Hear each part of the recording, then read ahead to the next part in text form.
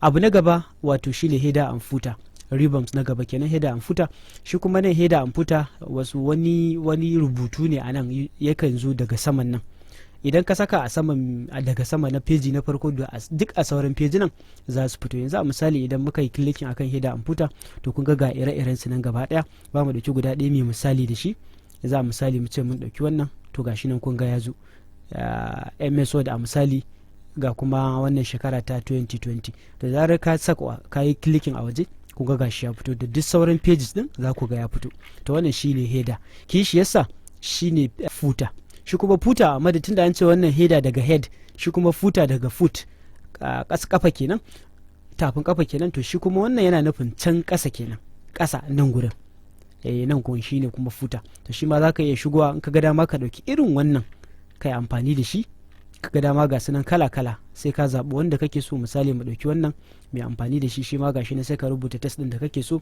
A misali ka rubuta Sani, nan kuma ya baka page number. Kaga ba sai ka sa page number ba, ita wannan style ɗin da muka ɗauka na footer yana ɗauke da page number, don haka babu ruwanka da page number. In ka kammala kawai sai ka sa close, shikenan za ka ga duk sauran pages ɗin za su nuna maka wannan footer din kamar yadda na header shi ma zai nuna maka.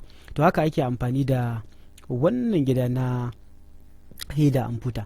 Page number dama mun san yadda ake amfani da ita, gashi nan wannan footer din da muka saka ma ita tana dauke da page number. To koda ba ta dauke da shi, a nan za ka yi amfani ka saka page number.